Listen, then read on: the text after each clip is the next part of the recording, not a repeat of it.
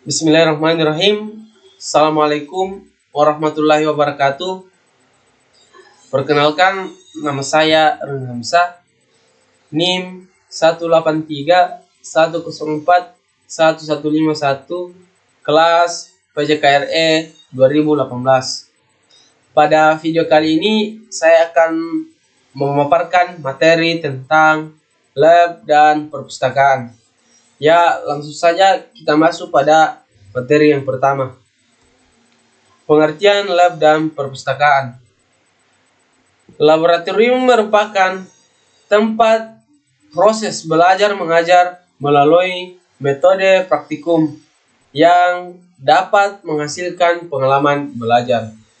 Sedangkan perpustakaan merupakan tempat kegiatan seorang pustakawan sebagai gudang ilmu, pusat informasi dunia, atau sarana kita mencari informasi sebagai jendela dunia. Keterampilan menurut Newbery 1958, manfaat dari metode tersebut adalah yang pertama, pengetahuan dipelajari melalui kontak secara langsung dengan alat-alat dan bahan atau exchange. Kebebasan individu dilaksanakan sebagai dasar dalam belajar. Merujuk minat dalam mengantisipasi dan menggunakan kata-kata ungkapannya sebagaimana objeknya. Mengembangkan karakter intelektual dan moral mahasiswa. Memupuk sikap untuk melakukan penelitian dalam memecahkan masalah. Ya, materi selanjutnya yaitu berkaitan dengan fungsi dan tujuan lab dan perpustakaan.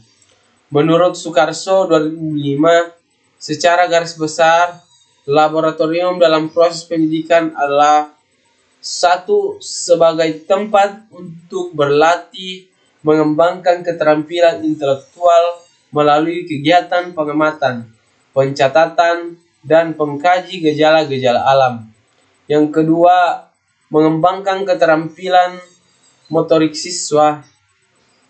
Siswa akan bertambah keterampilannya dalam mempergunakan alat-alat media yang tersedia untuk mencari dan menemukan kebenaran. Yang ketiga itu memberikan dan memupuk keberanian untuk mencari hakikat keberanian ilmiah dari suatu objek dalam lingkungan alam dan sosial. Yang keempat, memupuk rasa ingin tahu siswa sebagai modal sikap ilmiah seseorang atau calon ilmuwan. Kelima, membina rasa percaya diri sebagai akibat keterampilan dan pengetahuan atau penemuan yang diperolehnya. Lebih jauh dijelaskan dalam anonim. Sedangkan tujuan perpustakaan yaitu kita tidak bisa lepas dari fungsi perpustakaan. Di antaranya yaitu menyediakan sarana atau tempat untuk menghimpun berbagai sumber informasi untuk dikoleksi secara terus-menerus, diolah, dan diproses. Yang kedua, sebagai sarana atau wahana untuk melestarikan hasil budaya manusia atau ilmu pengetahuan, teknologi, dan budaya melalui aktivitas pemeliharaan dan perawatan koleksi.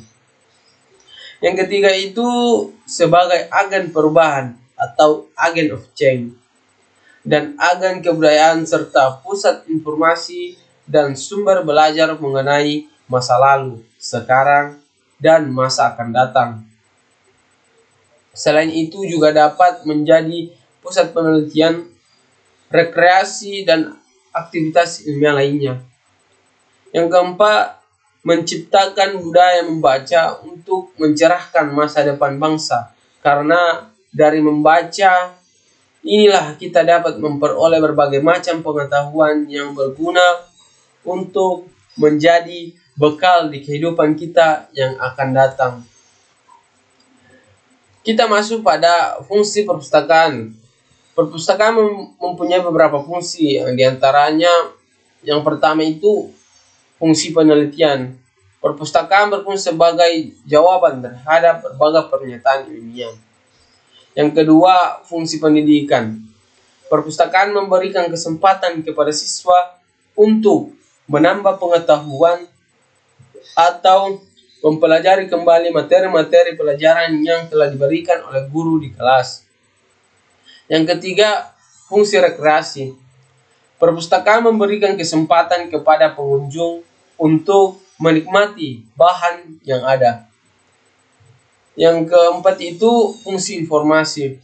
Perpustakaan berfungsi sebagai tempat mencari informasi yang berkenan. Adapun langkah-langkah pengelolaan laboratorium dan perpustakaan. Dalam mengelola laboratorium dan perpustakaan, kita harus tahu bahwa mengelola adalah mengendalikan, menjalankan, atau mengurus. Manajemen adalah suatu proses penggunaan sumber daya secara efektif untuk mencapai suatu sasaran. Manajemen laboratorium dan perpustakaan akan mencakup kegiatan perencanaan, pengorganisasian, dan pengendalian. Hal-hal yang menyangkut dengan kegiatan tersebut diantaranya mengatur dan memelihara alat dan bahan, menjaga disiplin di laboratorium dan perpustakaan, dan keselamatan, serta mendayagunakan laboratorium dan perpustakaan secara optimal. Pelaksanaan pengelola laboratorium dan perpustakaan bertujuan agar dapat menunjang kegiatan belajar mengajar di laboratorium dan perpustakaan, juga kegiatan penelitian agar berlangsung secara optimal. Dalam pengelola laboratorium dan perpustakaan meliputi beberapa aspek, yaitu sebagai berikut. Yang pertama itu aspek perencanaan. Yang kedua penataan. Yang ketiga itu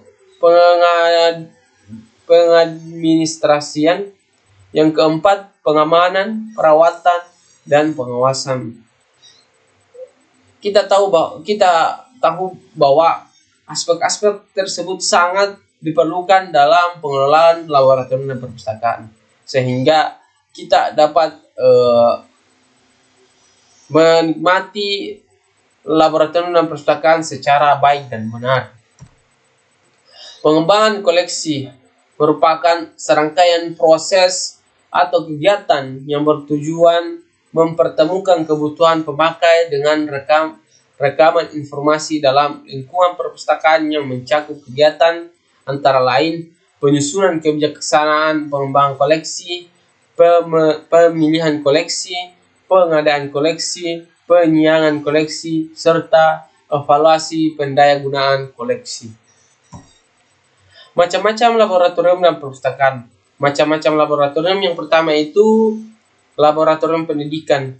Laboratorium yang digunakan untuk pendidikan terutama di sekolah tingkat SD, SMP, dan SMA. Laboratorium tersebut bisa digunakan untuk para siswa yang biasanya peralatan dan bahan yang digunakan hanya sederhana saja.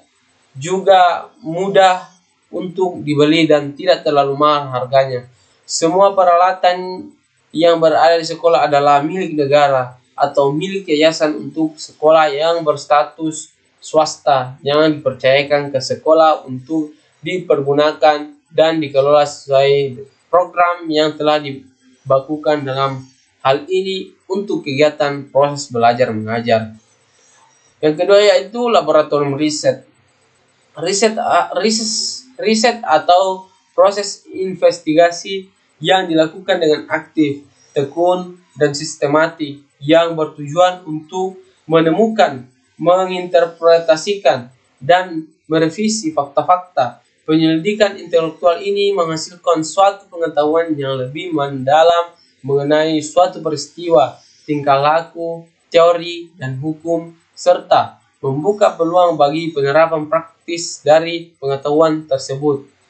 Penelitian sering dideskripsikan sebagai suatu tindakan untuk memecahkan suatu masalah. Adapun macam-macam perpustakaan. Yang pertama itu perpustakaan negara. Kebanyakan negara ini mempunyai perpustakaan negaranya sendiri. Perpustakaan negara memainkan peran penting dalam membangun dan menyelaras berbagai isu berkaitan perpustakaan dan profesion pustakawan. Fungsi perpustakaan negara yang penting adalah sebagai pusat bibliografi negara, yaitu ia menyimpan dan mengkatalogkan semua hasil penerbitan negaranya. Perpustakaan awam. Perpustakaan awam termasuk perpustakaan negeri, perpustakaan daerah, dan perpustakaan desa. Ia berfungsi menyediakan penghikmatan serta kemudahan bacaan dan rujukan kepada penduduk atau komuniti di sekitarnya. Koleksi perpustakaan awam adalah berbagai dan merangkumi bahan bacaan untuk semua golongan, yaitu anak-anak, remaja, dan dewasa. Perpustakaan akademik. Perpustakaan akademik adalah perpustakaan di institut pengajian tinggi seperti university, college, dan maktab. Fungsi perpustakaan akademik menyediakan bahan-bahan untuk kegunaan para pelajar dan tenaga pengajar di institusinya. Perpustakaan sekolah. Setiap sekolah biasanya dilengkapi dengan perpustakaan atau dipanggil pusat sumber. Size perpustakaan adalah kebanyakan adalah kecil dengan koleksi bahan yang sederhana. Koleksinya terdiri daripada buku-buku rujukan seperti kamus, ensiklopedia, atlas, dan juga buku cerita. Perpustakaan khusus. Perpustakaan khusus adalah perpustakaan yang berada di dalam sebuah organisasi ataupun syarikat. Perpustakaan khusus berfungsi memberikan perkhidmatan kepada pengguna, yaitu mereka yang berada di dalam organisasi itu. Ya, kita masuk pada tata tertib laboratorium dan perpustakaan. Yang pertama itu kebersihan. Selama bekerja, lab harus selalu dijaga kebersihannya. Yang dipakai harus selalu bersih, demikian pula alat-alat yang dipakai. Setelah selesai melakukan percobaan, bersihkan dan keringkan alat-alat, cuci wadah, dan kembalikan ke tempat semula. Tinggalkan laboratorium dan perpustakaan dalam keadaan bersih dan rapi. Yang kedua, ketepatan. Ketepatan yang harus diperhatikan dalam hal ini yaitu menimbang, mengukur, dan pengamatan. Peranan lab dan perpustakaan. Yang pertama itu sebagai pusat informasi. Pustakawan merupakan salah satu tempat yang memiliki peranan penting dalam memberikan suatu informasi. Hal ini dikarenakan sebuah perpustakaan pastinya mempunyai koleksi buku, tidak hanya satu, bisa ratusan atau bahkan berpuluh-puluh ribu, yang di dalamnya terdapat berbagai macam jenis buku seperti karya umum, filsafat, ensiklopedia, dan lain-lain. Tidak hanya buku, perpustakaan sekarang juga dilengkapi dengan adanya koleksi majalah, koran, ataupun artikel yang dapat dijadikan sebagai sumber informasi dan juga ilmu. Yang kedua, sebagai pusat inovasi. Perpustakaan sebagai tempat tersimpannya berbagai informasi yang dulu hanya sebagai tempat penyimpanan buku semata, kini juga sebagai tempat untuk tumbuhnya ide-ide yang kreatif. Dari ide-ide kreatif itulah terdapat cipta suatu karya yang dapat bermanfaat bagi orang lain.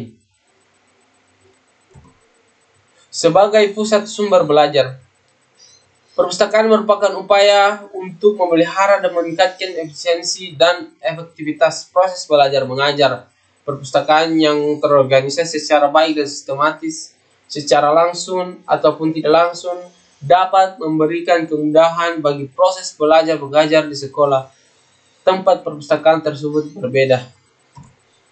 untuk memberikan kemudahan bagi proses belajar mengajar, di mana perpustakaan dan laboratorium itu berbeda. Kemudahan itu antara lain kemudahan mencari informasi, kemudahan mencari bahan pembelajaran, kemudahan menemukan buku yang tidak dijual di toko. Artinya di sini bahwa dalam peranan lab dan perpustakaan sangat berpengaruh pada masyarakat pada saat ini. Kita bisa melakukan suatu kegiatan pada laboratorium dan mendapatkan hasil-hasil dalam pencarian kita di perpustakaan, sehingga kita melakukan suatu kegiatan dengan baik dan benar. Untuk itu dalam peranan lab dan perpustakaan itu sangat berpengaruh. Misalnya dalam penelitian. Ya, mungkin itulah materi yang bisa saya sampaikan pada kesempatan kali ini. Kurang lebihnya mohon dimaafkan. Billahi fisabilil haq, fastabiqul khairat. Assalamualaikum warahmatullahi wabarakatuh.